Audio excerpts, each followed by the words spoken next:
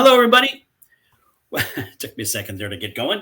Welcome to another episode of Just Two Dads, episode number 142, with my co-host, Mr. Shawn Francis. I am Brian Altunian.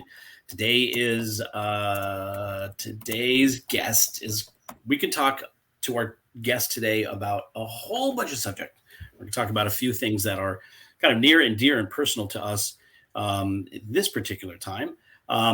So we're talking about grief and other emotions that we share with our children and our family members. So I have my Kleenex handy, Susanna. So stay tuned for another episode of Just Two Dads.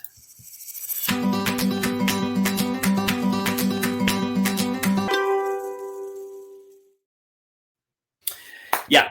Welcome, everybody, catching us live on Facebook. I am Brian Altunian, along with Shawn Francis, and this is another episode of Just Two Dads. Again, we started this podcast about 3 years ago, and we're episode 142, and always find value for ourselves with the guests that we have. Hopefully, you find some value in it as well. So if you're catching us on Facebook Live, thanks. Leave us a comment. Thank you very much. If you're catching us after the fact on our YouTube channel at Just Two Dads, please subscribe, share with your friends. And if you're hearing us on podcast outlets or on WSTX AM radio down in the U.S. Virgin Islands, thank you for joining us and making us part of your listening day. Today's conversation is one that I think at some point in time we all have to deal with, whether we have neurotypical children or children with other special needs, and that's how we handle certain emotions. And so I'm very excited. This is a good friend of our show. She was on, I think, Susanna, you're probably on like the 10th episode or something that we did the very first time.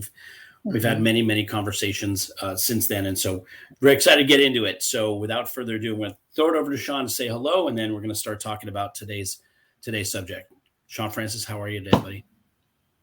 I am grateful and excited for today's episode. Our guest is a friend of the show, friend of ours, someone who is a mom to a daughter with more than one diagnosis, a person with more than one cause. She's just a warrior, and she's an author. She has a book coming out, and she is a life coach to special needs families. And if you stop and think about it, we always say that everything that's important to everyone, when it comes to financial literacy, being seen, being heard, knowing that you matter, having fulfillment, those things, anything that matters to everyone matters to those in our community, either those of us who are caregivers or those of us with a diagnosis, even more so.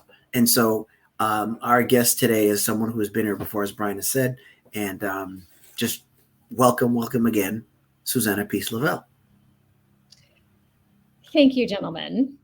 Thank you, Two Dads. I always love being here. I always love being in the same space as you both. I enjoy thoroughly our energy exchange. I love many of our shared intentions and motivators in this lifetime. And yeah, I'm still here. I think a little bit wiser than the last time I was on, maybe, I don't know.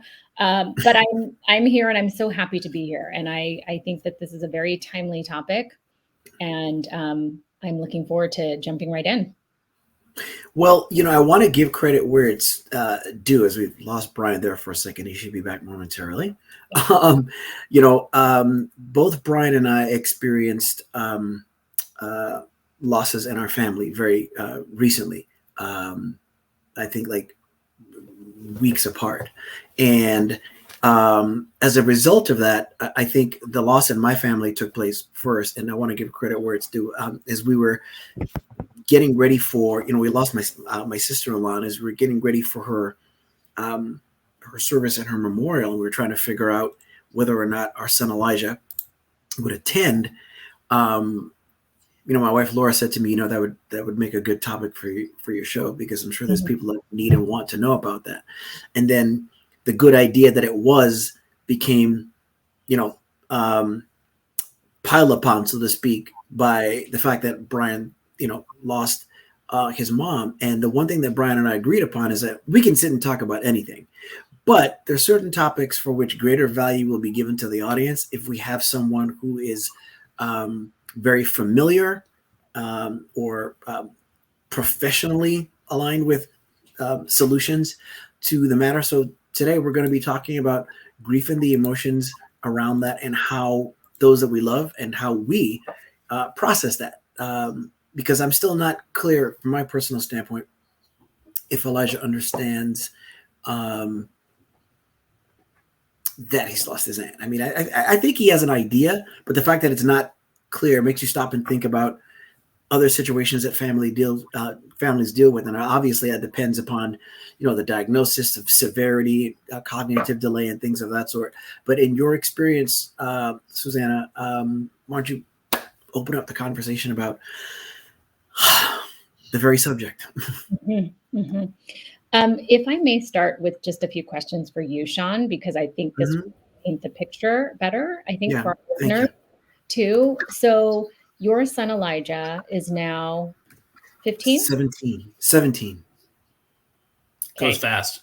So yeah, and we 17 started first day of his last year of high school as a senior on Monday, and we took senior pictures like 2 weeks ago. It's just which is mind-blowing, but at the same time rewarding, because he had to sit. It's one thing to take a couple of pictures of yourself. It's another thing to have an actual photo session and deal with a cap and a gown, but he did every last bit of it, though. He really did. I cannot wait to see those photos, and I know he loves a nice suit too. So that he does. He does. Yes. I can't wait to see them. So, okay. So for perspective, just so we can, again, have an idea of the scenario here. So Elijah's now 17. Your sister-in-law passed a few months ago. Is that correct? And it was unexpected, right? And so you have the unexpectedness of it. So I'm just sort of, again, painting the picture here. And Elijah was close with her, or how was his relationship with her? He wasn't necessarily close, because we hadn't seen as much of her over the past couple of years, but he knew he's close enough to acknowledge that's her. Yes. Okay. Got it. And he had a good connection. He did have a good connection with her, though, I should say. Yeah. Okay. So there was energy exchange there. And so what was the question about, and the conversation that you and Laura had, your wife, regarding whether or not Elijah would actually attend the funeral? Was that more like, we need to ask him if he would like to attend, or does it make sense for him to attend? I think it was a little bit of both, because she had a conversation with him trying to explain to him that she had passed away. And he, at some point shortly after that, said that his words were that he was sad because she was gone. Now, in terms of just, we're talking about grief and related emotions. So I guess right next to that is death itself. And so what he would think or comprehend of that, I was not sure. But, a couple of years ago, we were out all day. I had to take my wife to the emergency room, and we were there for a long period of the day. And I took my phone with me. It was like really fairly early in the morning. Didn't take a charger, and we let his sister know just what progress was, and that I didn't have much juice on my phone. And the phone and the phone had died. And when we came home, she told us that when she told him that my phone died, he got upset, started freaking out, and cried, because he thought that what she was conveying was that I had. And I literally had two feelings: one of sorrow because he had such a scare, but two, an appreciation for him being able to comprehend what that meant. How that translates into his aunt's departure, I'm not sure. What I thought was that for the service, it could either go well or it could be super overwhelming, and we chose to keep him in summer school on that given day instead. Okay, and not bring him. Yeah. Okay, and then what are the ways in which he does express emotion in general? So does he say words out loud about how he's feeling? Does he, dance around? Does he, is it obvious when he's having a particular emotion about something, and what that emotion is? So let's just take grief off the table to start. Good, great.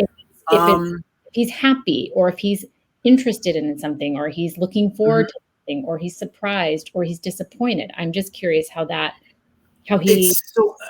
It's so interesting. I so appreciate you asking this too, because that's why I always talk about, we talk about questions are just so powerful. I'm just like, my appreciation level is just rising as you ask these questions.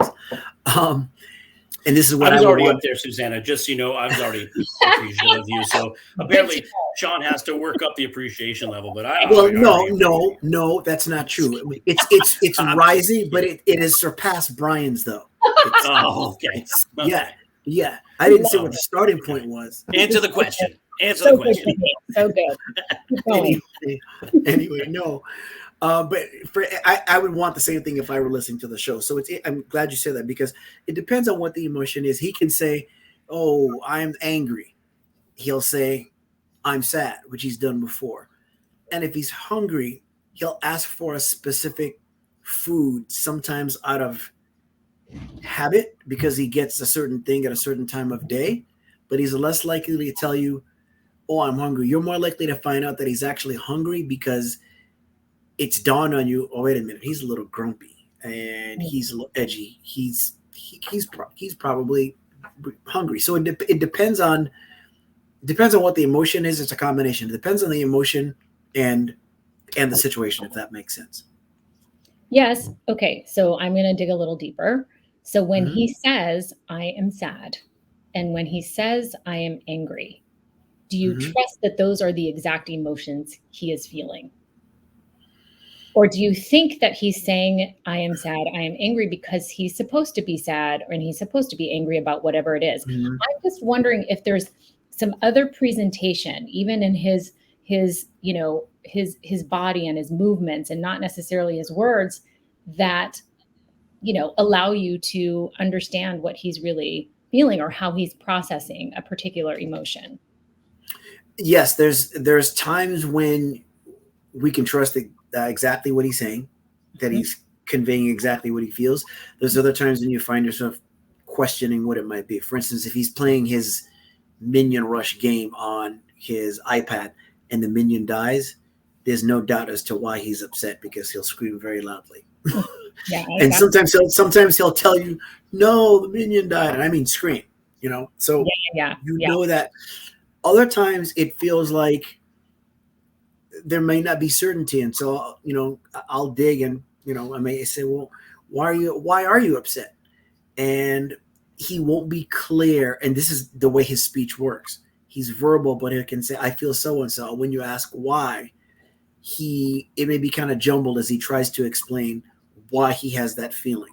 And there are times when I feel that he can't convey what he's really feeling. There's times when I'm not certain if it is what he's really feeling. So it's a great combination of things.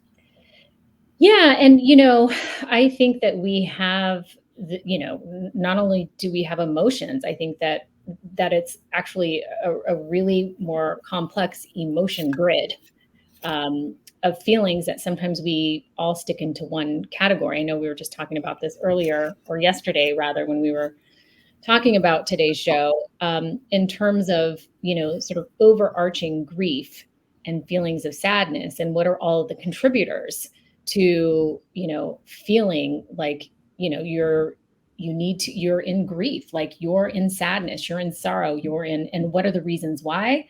And so I was really asking you all those questions about Elijah, because I feel like our emotions, that we hold so much in our bodies, whether we, express verbally, or we express by moving our body, or express by stomping or making noises or banging our head against the wall, whatever it is, the feelings have to leave our body in a way for there to be a healthy release. Otherwise, we're going to act out in ways that are not going to be as healthy and would be considered even to be toxic, because we're holding so much in our bodies, stored in our bodies, and our bodies will have responses, typically trauma responses to, big feelings that are unable to be released in some way. Right, so exactly.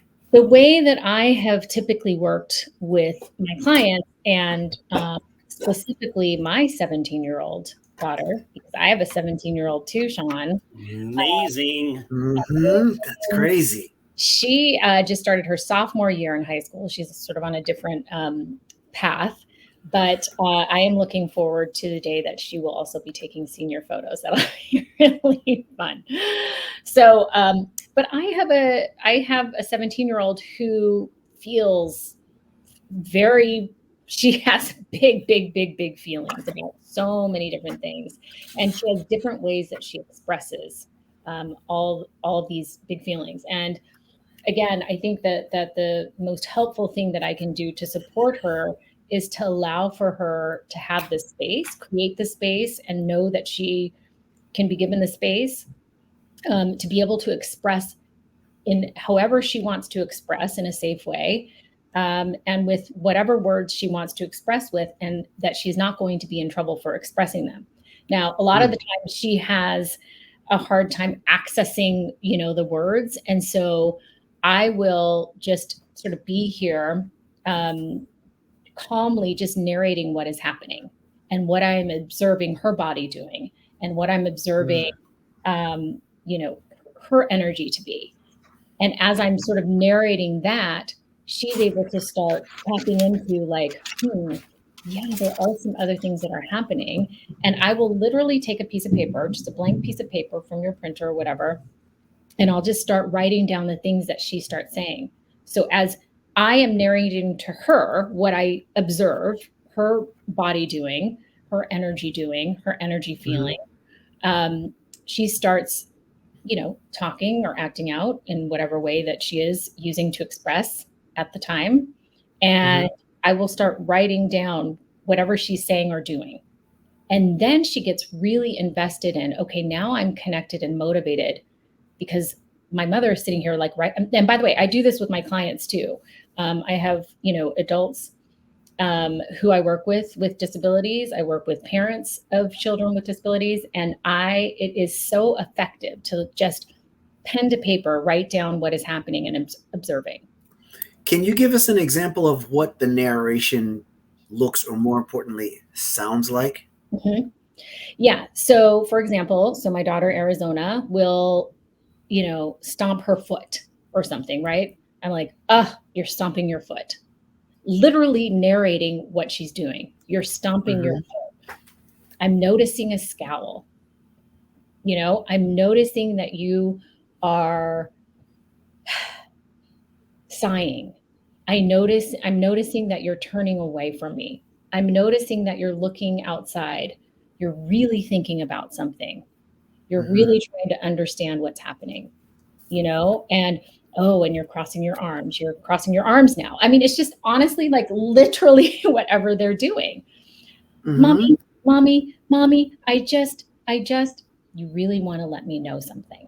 You really want to talk to me about something. I just don't even know how I'm feeling.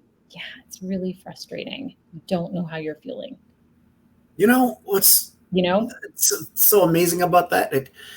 It's so, the greatest things are so simple. And so Brian and I, in our conversation off the air and then on the show, we always talk about, critical thinking, your conscious thinking. Think about what you think about, and the fact that we operate on such autopilot. Again, this is related to special needs, but if you have, in any situation, just like we talk about a problem not being solved at the same level of consciousness at which it occurs, according to Einstein, that's an example of the very thing. As we do what we do and we're on autopilot, if somebody else is talking about, you're doing so-and-so, you're doing, it might seem like it's very elementary. But if it's something that is on autopilot, you may not be aware that you're doing that, with or without a diagnosis, just as a human being. Yes. Yeah. You may not even know, the actions that you're taking, or you're scowling. Like, I'm scowling.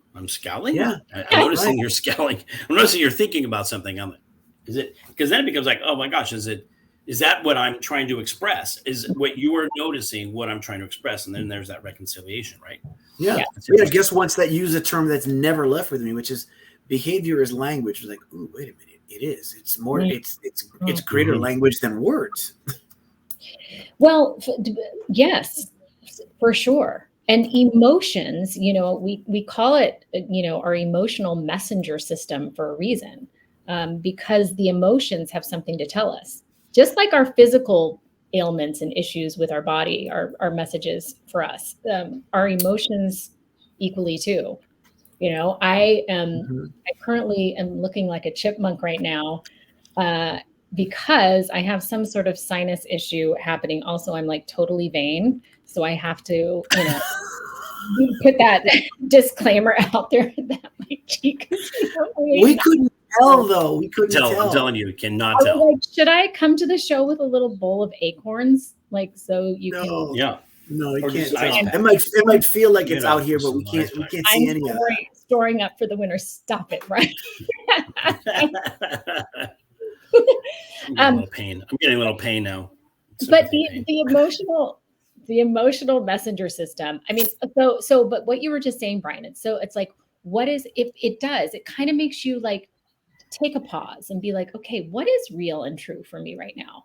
What is real and true for me right now? Even, you walk into a store or a bank or whatever, and they're like, how are you doing today? And, your rote answer is typically, I'm good. And what I've started to do is actually check in with myself before I answer that very question that is asked to us all the time, just randomly, right? Mm-hmm. And wrote, how are you doing today? I'm just okay. Or, I'm really tired, or I'm so in joy right now. I answer like that too. And people are like, oh, great. You know what I mean? So I love every opportunity to be able to really tap into how I am right now.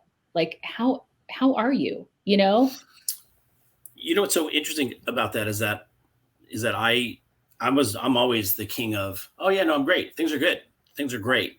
And in the last 5 weeks, I have absolutely not done that. I've absolutely I'm slogging through, I'm struggling at the moment. Like I'm slogging through life right now. So I verbalize that. Shawn knows when I get angry, it's somebody or something. I'm like, this really bothers me. And I've been much more in tune with saying what's true for me, what's my truth, because, especially when it comes to grief, which I think is such an intense emotion. I can't even fake my way through that. Like even my daughter Jordan sent me a note. You look tired. I'm like, I'm not tired. I'm exhausted. I'm feeling weighted.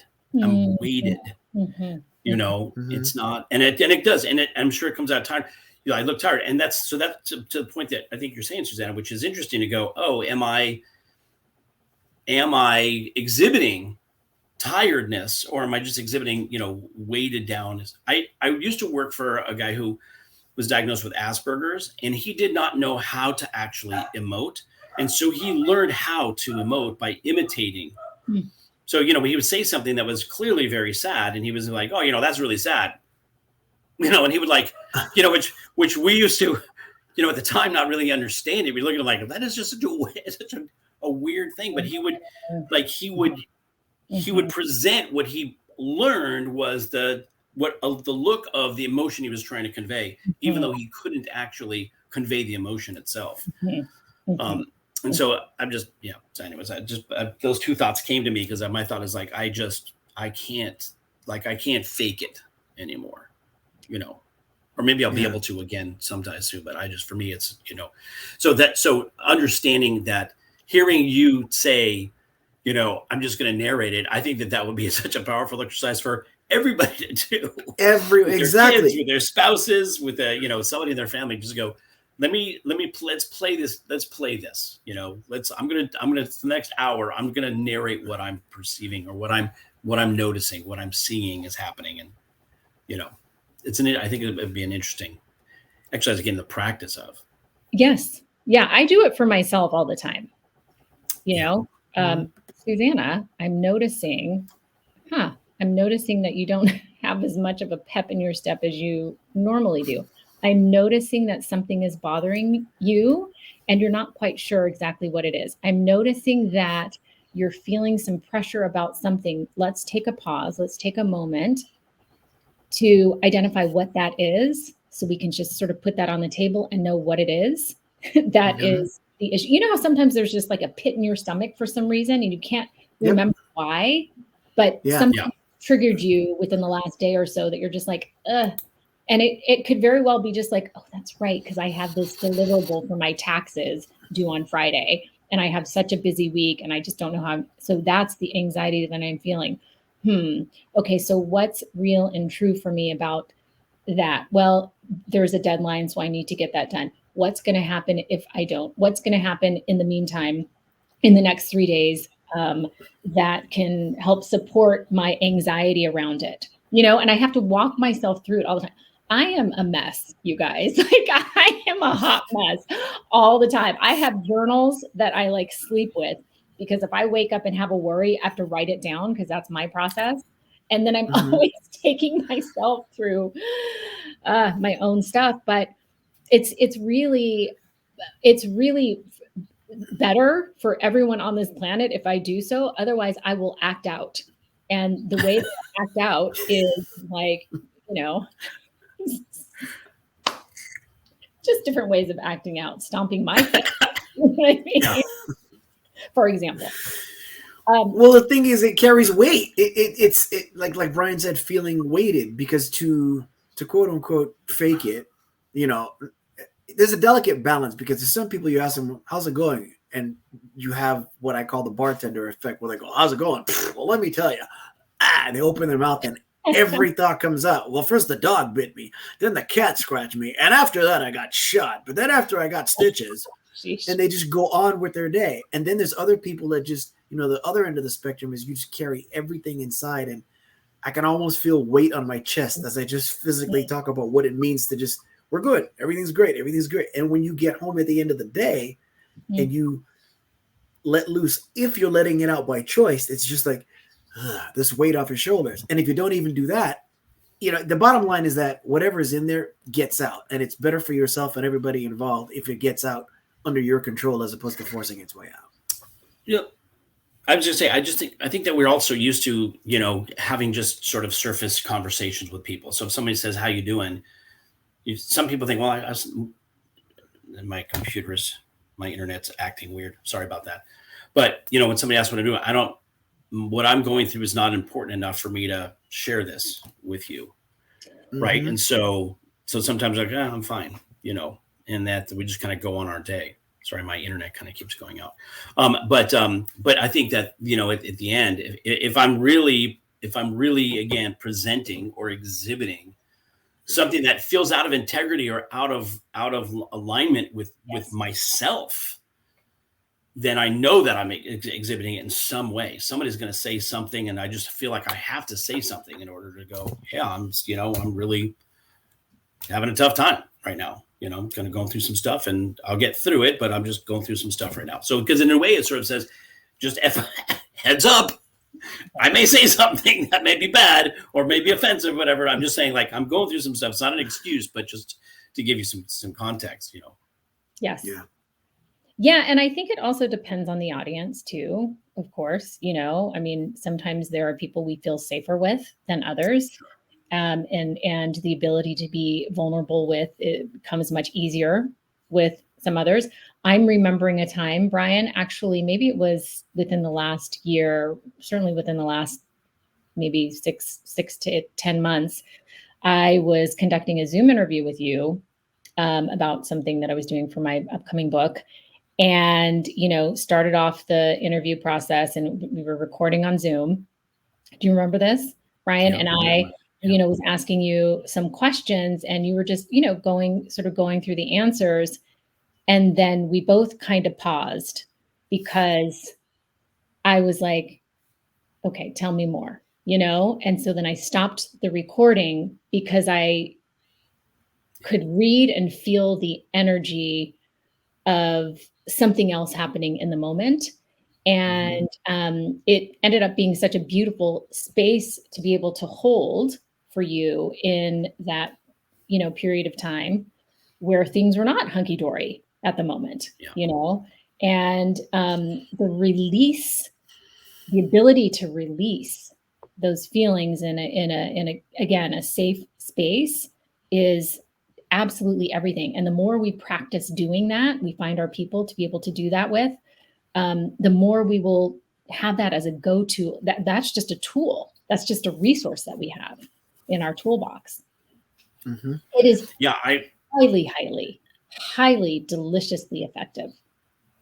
Since our first conversation with you 3 years ago, I have found it to be first of all, you're a very safe place for me personally, but also just in that that mindset of, tears are good, release of emotions is good, it's healthy, you need to release it, you need, the body is telling you something, you need to let it go. I have been able to do that much more over the last 3 years because of your coaching.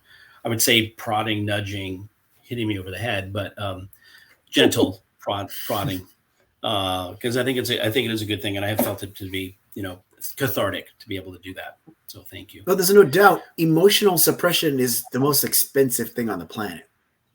Yeah. Virtually nothing else, because the costs just completely mount and reveal themselves in so many different ways. And if you consider the fact that, like we always say, we're as close to perfect as we're usually going to get when we're born, because we don't have any consideration, no filters, nothing standing between you and possibility, no judgment. You just accept people as they are. And, as time goes on, those things change. And so obviously, that plays a role into to everything that we do and become. For sure. And I think, and Susanna, listen, I want us to also say this, and as we're going through this, and we've been going through again our own personal journeys through grief and emotion. But I just want to mention this, shameless plug, the fact that you've been journaling for such a long time, and you're so in tune with the process that you're going through. The fact that it is the result of which is going to be manifested in a book. And it's not just manifested someday, like a book is coming out. We're excited.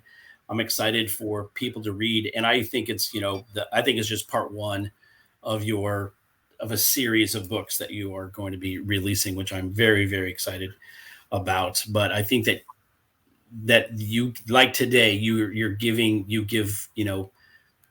give suggestions and tools and ways to handle certain things that I think are simple on the surface and yet are so powerful. You're kind of like a surgeon. You're getting in there and you're working on stuff that has such a good impact. And so I'm excited, and people should know that your book is coming out soon.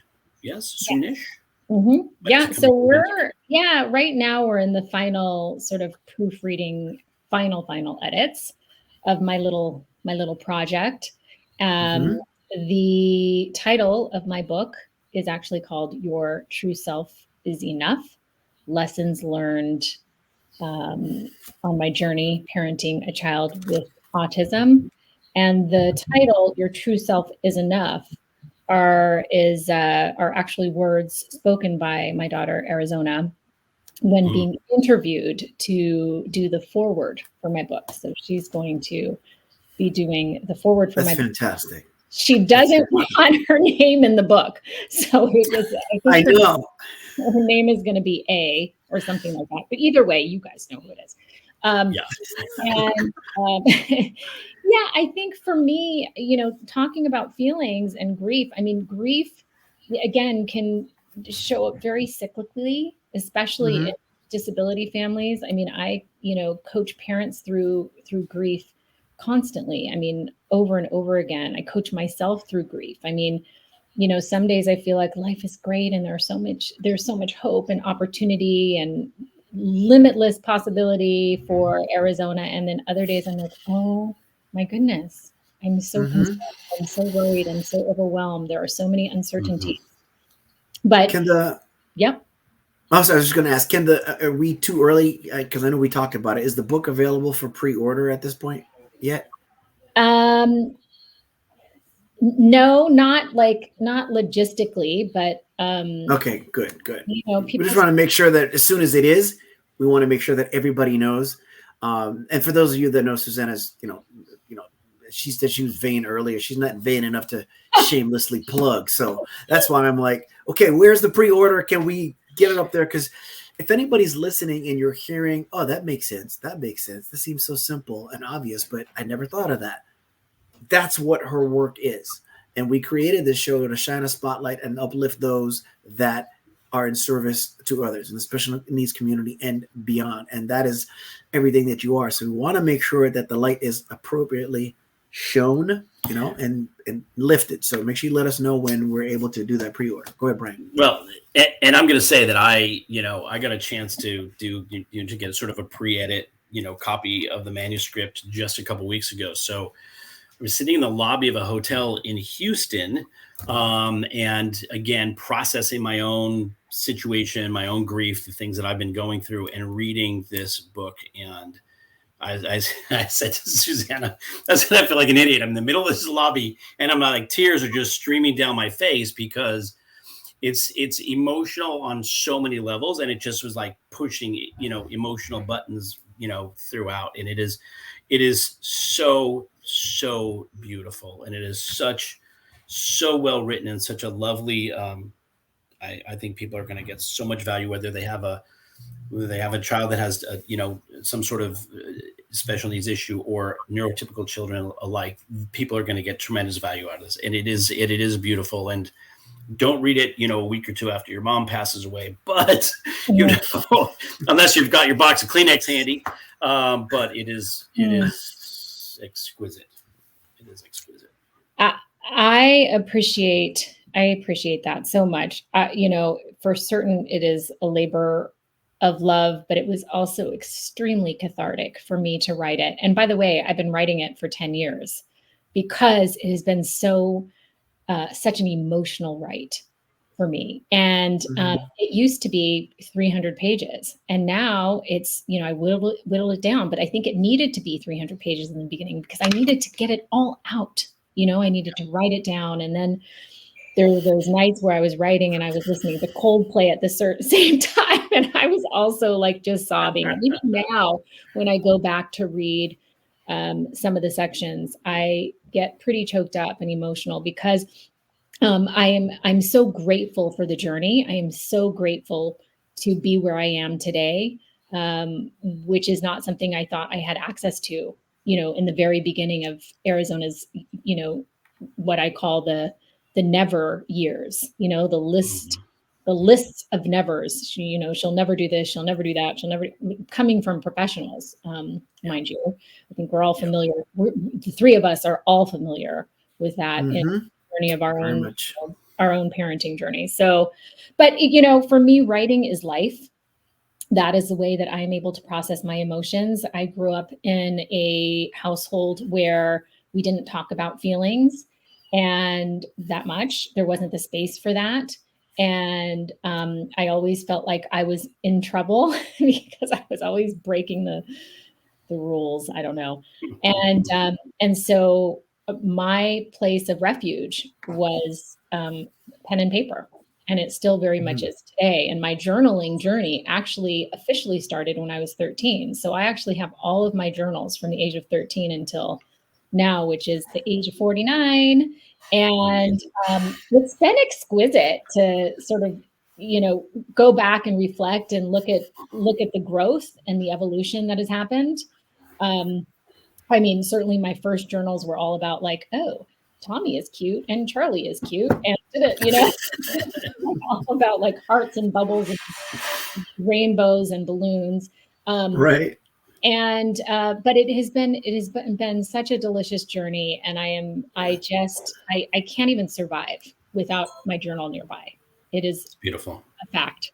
It's a fact. And so the book that I wrote, if we can come back to this word, Shawn, that you were using earlier in this conversation of elementary, it really is. So now it's no longer 300 pages. It is whittled down to about 100 pages, 105, 110.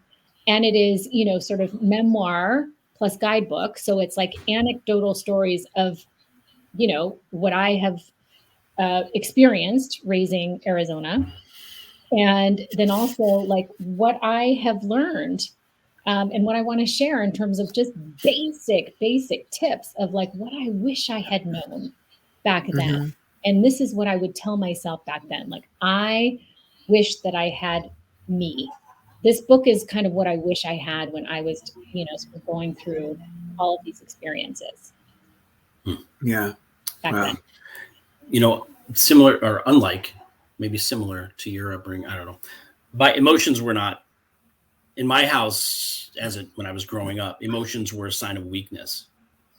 And I always kind of wore my heart on my sleeve and was, I learned like just, keep that down. Inside. And then Yeah. and then as I've gotten older, it's funny because I used to, and it's not really joke about this, but I used to say that when my partner had an issue, or even if my kids had an issue, it literally would take me a moment to process what was happening. The joke was, like, I'm terrible at coddling people. I don't know how to care for somebody going through something, because I didn't know. I literally had to figure out how to process it. Isn't that ironic? Because now I'm like keep my emotions, my emotions are close to the surface on a regular basis now, but I don't really know what that looks like. So reading your book and seeing what you got through, you took us through that, or, for those who are going to read this, are going to take them through that journey as well. I found that to be so a bit cathartic for me as well, and also gave me opportunity to sort of think about how do I handle that in my, as a parent. My children are so diversely, so different in everything that they do, and how do I be the best father for them and their needs and what they're going through. So, anyways, great experience to go through, to read, as I said, sitting in the lobby with just tears pouring down my face. So I'm appreciative. Let me ask you this, Susanna. So anybody that's new to a diagnosis or close to one, because they've been going through early intervention and maybe there's a suspicion but not a confirmed diagnosis, they're going to be given a bunch of tools with regard to their child or loved one, whether it's someone that's simply the diagnosis is simply age, and we're looking at Alzheimer's or whatever the case might be, or a toddler who may be slow in development. They're going to be given a bunch of things and tools and everything to help that individual. In your position, working with families, what are some of the things that you might offer to someone to look out for themselves? What might you suggest to someone to help them put their mask on first on the bumpy plane, so to speak? Mm-hmm. Yeah, well, that is always my piece of advice for anyone and everyone in life in general, which is you take care of yourself first, period, end of story. And that is not selfish. It is absolutely necessary in many ways. And it is also it has a beautiful ripple effect, because we are modeling those around us, including our children, or including those who we support, that who we are matters. Who we are matters. And what I like to explain to Arizona when she is just like, but I need your full attention right now, every single minute of the day, right? I say, listen, Arizona, it is my wish. It is my wish to have my tank so full that I am giving to you from the overflow of that. Look, so say you have like this pitcher of water, just, sort of visualize this for a second. You have this pitcher of water. I want it to be running over abundantly with extra water, so much water. I want to be so filled up that you're getting all of that juicy, delicious water at the top from me. That is my wish for you as your mother. And so the only way that I can fill up this pitcher with delicious, clean, spring fresh, water, alkaline water, whatever you want to call it, with some electrolytes and maybe a little lime wedge. I have to do that. These are the things that I have to do in order to get to that overflow. And when I explain it to her like that, she's like, okay, mommy, okay. And so I'm like, and so that right now is going to take me about 5 minutes. And then I'm going to come back to you, whatever it is in the moment. Like, I just need 5 minutes. And then you can ask me 3 questions. This actually happened last night because I was sending a work email and she's like, Mommy, I just don't feel like I have your undivided attention. and I was like, love her. I was like, because you don't. And I will tell you that you will if you just give me 7 minutes. because remember, I want to give you from this top juicy, delicious, crispy, cold water, overflow of my pitcher. But that can't happen right in this moment. But once I finish this email, take a breath, then I will be so present with you. And it works every time, every single time. So, but I mean, it's just, again, practice, practice, practice, practice, practice. So, so Shawn, to get back to your question, it's like, yeah, we have to. I mean, it's so important. And, once we're able to do that for ourselves, we are really able to have a lens where we just have this so much compassion for those of us, for those around us. Like, Arizona I can sometimes be annoyed by the incessant questions because I get them. I'm like assaulted and bombarded by the same questions around the clock. But when I have that space, when I have the water overflowing, I am just like, okay, Arizona, I am so with you. Tell me more. And then I can just really, she just wants to connect. Oh, she's having a worry about something. It's her second day of school and she's having anxiety. And last year was such a horrible transition to high school. It was so rough emotionally. And she's actually having a different experience now. And she just wants to talk about it. Love that. Yeah. So writing that down. I can have that, presence. I can have that connection with her that feels so, and it's very like, it's palpable. I am just like, I am so connected to you. All that matters in this moment is that we are connecting and you are expressing yourself to me, and I am listening and holding space and creating space. Tell me more. And it's delicious. And typically when that happens, then 7 minutes later, she's running off to go get a doll or, go get a book or do something else because she feels satiated, She's like, okay, I'm good. As opposed to me just kind of like halfway listening. Okay, what? Okay, what? Okay, what? I'm doing something else, multitasking. For the next 2 hours, she's nagging me, trying to get my attention. So it's just, again, that's why I call it a ripple effect. It's like, it's like a breath of fresh air. And I feel so good about myself because I've taken I've advocated for myself. She has been able to advocate for herself. We're in it together. It's the next level. It's delicious. So to our loved ones, just like, hey, look, do you want me to give you mud or do you want crystal clean water? Which one is it? From the top of the well, you know what I mean? From like the crispest, freshest, no bacteria swimming around part of the well, like just the best, crispy, delicious, overflowing pitcher of water. Drink of the gods or dregs of the earth. Which one do you want? Yeah, right. I need you to call Blake and just tell him that that's what I'm trying to do. Blake is Brian's son, by the way. Yes. Yeah. Well, actually, I have his number. I will text him right now. Your dad just needs to give you some fresh water. Just give him 7 minutes. Or whatever it is you need in the moment. I mean, it's right? Circumstantially. But no, it is so delicious to the point where, and you guys know this about me, is I have a really hard time receiving compliments and thinking that I'm worthy. And, I love to be of service and give and nurture and provide and nourish and cherish everyone else except for myself. You know this. But I will tell you, I have been practicing so much giving from my overflow, but having to get to a place where I have overflow first. Right. So practice to the point that the other day, you guys, this is huge.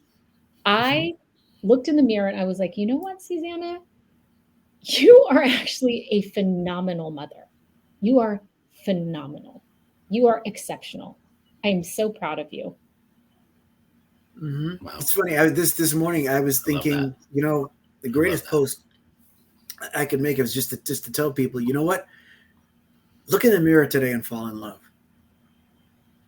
Because the love that we're able to give to anyone or anything outside of ourselves is so greatly determined by the amount that we're able or willing to give to ourselves, and most people, like I said, everyone has holes, deficiencies. I don't care how much money they make. I don't care how big their name is. There are things missing in everyone. It is just part of the human experience. And unfortunately, most of us can't, don't just raise our hand, especially men. Just like, you know what, here's where I think I'm missing so-and-so. As opposed to that mask, but like, no, I am quite well. I am even better than you. There's so much more of that taking place, which is really a detriment to the world. And that's as true as it is corny, because again, it's about putting the mask on first. You can't help a drowning person if you don't know how to swim. It's true. Yeah, and the missing piece, that void, whatever you want to call it, it really is just an unmet need if you unpack it, right? So exactly. Back to our emotions. What am I feeling? Why am I feeling this way? How is this a familiar feeling to when I was a child? I'd like, just take yourself through the whole process. It's magical leaning into feelings. Magical. Yeah, it is. It is. And like everything else, again, this is a revelation that I find myself amazed at every day, as though I'm discovering it for the first time. But just what happens, in 24 hours prior, I had the same feeling, which is everything that matters to everyone matters twice as much to those of us in the special needs community. And when it comes to people and emotions and contribution and everything, that's everything. That's what our existence is about. And speaking of existence, the existence of this episode has gotten so close to its end in such a short period of time, as usual. Yeah, I just want to say one thing while we're on the subject. I went to another memorial service for a wife of a friend of mine on Friday, and as I was sitting there, by the way, the church was packed, 600 people at this woman's memorial. And I was in a different space, I think, than a lot of people. Obviously, there for the person, but for me, it was everything. And what I find is that we're so connected to so many ripples in this existence that you can't men love to compartmentalize. We can't compartmentalize certain things. And I think when we try to do that, we're often surprised when something way over there triggers this emotion again. And so what you both are really talking about is just, staying in tune, reminding yourself, forgiving yourself, allowing yourself to go through that release, to look at where, there's something there that you can learn from, something that you can connect it to, maybe it's something in your past, and lean into it. I not one that tends to do that. And the last 6 weeks, I have been forced to do that. And I think that's where some of my unsettledness comes from. And so I appreciate you, Susanna, very much. Become very, very good friends through all this. And Shawn, your questions are just so perfect and so right on. And I'm going to say it happens for neurotypical families and neurotypical individuals as well. And being able to have an understanding of it for myself will help me relate to those that have some, special needs issues, because there are tools that I may not have immediate access to, but I can learn how to get to there, just to, make the world a better place, as we say. Not be judgmental, but have some empathy and some love and some understanding of other folks, what they're going through. So thank you. Most definitely. Thank you for today. I'm sure I'll turn off the microphone, turn off the camera, and, bawl my eyes out. But I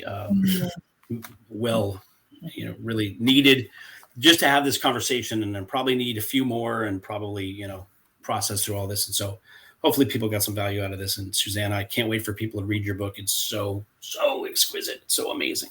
Oh, and yeah. You are a fabulous mother. You are a fabulous mother. Thank you. I do know that. Mm-hmm. I do know that. Yeah. Thank you. Yeah. Good. That's fantastic. We're at the point on our show where, we generally ask this question. I think you may be the first or second person that gets to answer this question more than once, because I've asked it of you before. I'd love to see the evolution.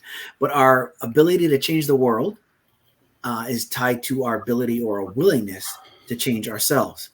Therefore, with that in mind, give us one example, Susanna, if you will, of a belief that you once felt strongly, but no longer believe to be true.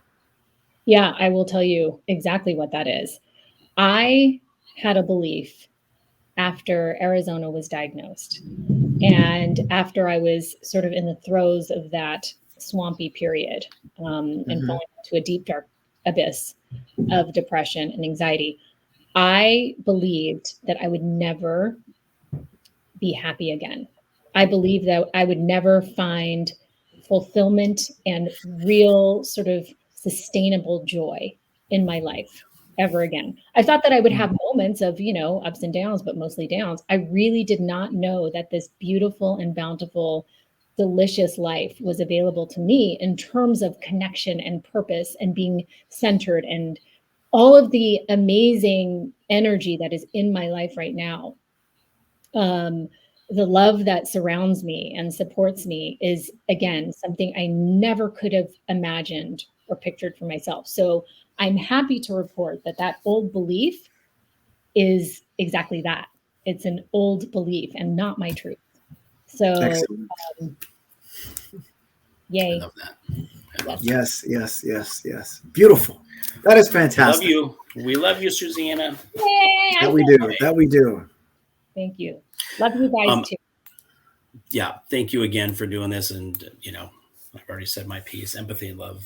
Blah blah blah. Shawn, you go ahead and roll us out of here. Yes. Well, thank everyone for taking the time to tune in, and thank you to that which is okay. This is just as true as it is corny. Thank you to that which is greater than us, whether you call him God, Yahweh, Allah, or the universe, her, it, they, whatever it might be, because we're thankful for this platform and the opportunity to have even a shot at adding value to the lives of other people.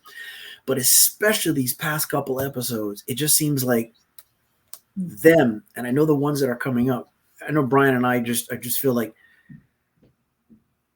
they're things that we needed. We feel very selfish, like this is like we're on somebody else's show getting what we needed in the given moment where we happen to be in life in terms of the transitions and things that we are both going through, which is a good thing because there's some great things that are coming down the pipeline as a result of that. But with that in mind, just remember that we should be more childlike and less childish. Questions are so much more powerful than statements. And wherever you are within the sound of our voice, whether you're catching this live after the fact or viewing it on any of the various platforms that are out there, remember, we love you. Have a great day, everybody. Thank you, Susanna. Bye, guys.